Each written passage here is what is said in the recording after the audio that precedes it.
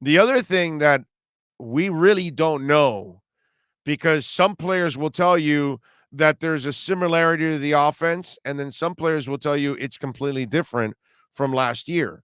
So you're going to get two different stories, and I think that's the way Flo planned it, pretty much.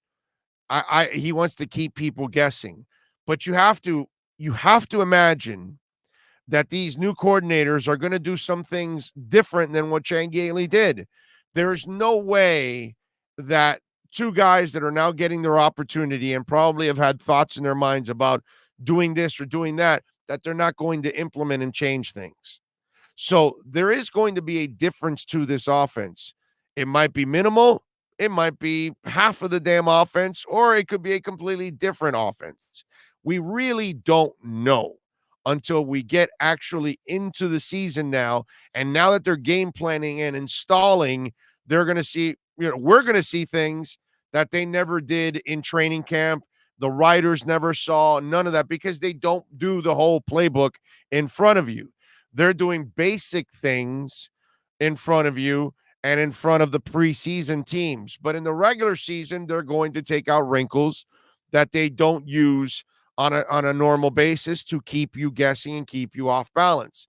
So that is the one part also that I'm excited to see right now. And you have to understand this.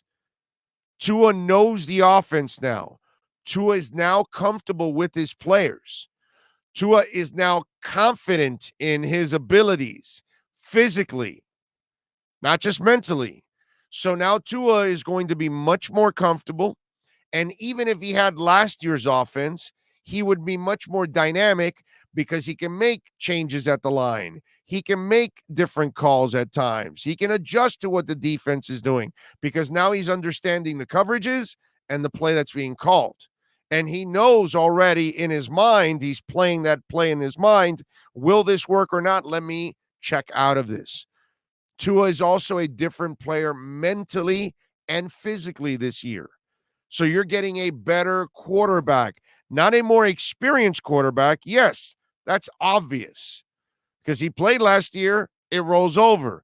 But what wasn't there last year was a better athlete, a healthy athlete.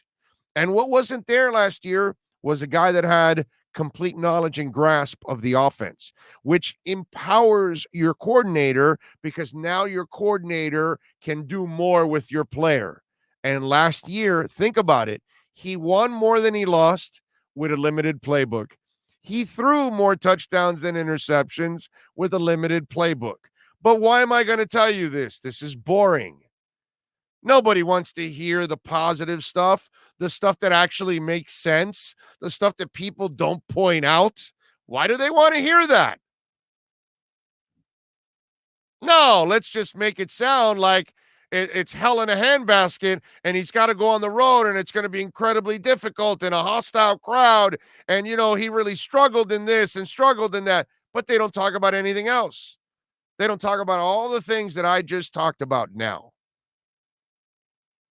And that's why I also love the Dolphins to win on Sunday because it's a better franchise, because it's a better coaching staff than we've had here in 25 years since Don Shula. It's the best front office you've had here since Don Shula.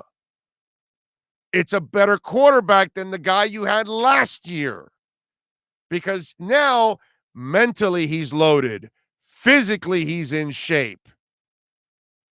And now also he's comfortable. It's a whole different ballgame, man.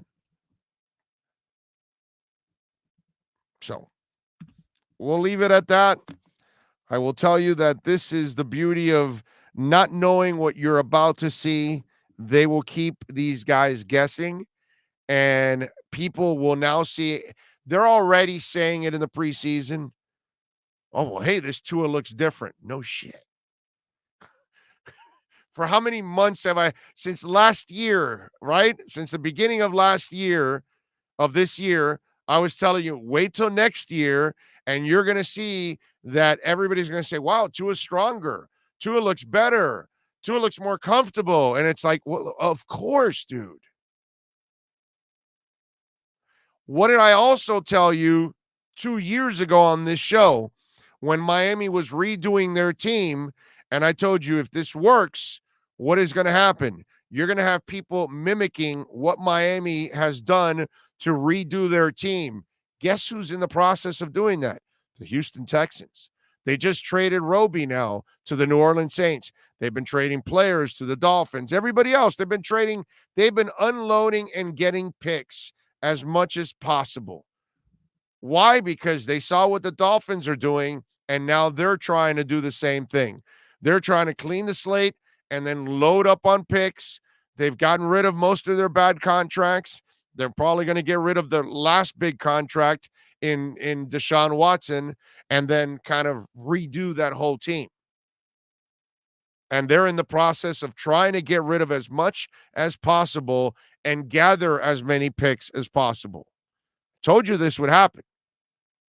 Just like, and that hasn't happened yet, but the minority-filled front office and coaching staff, if that succeeds, then you're going to see more of it.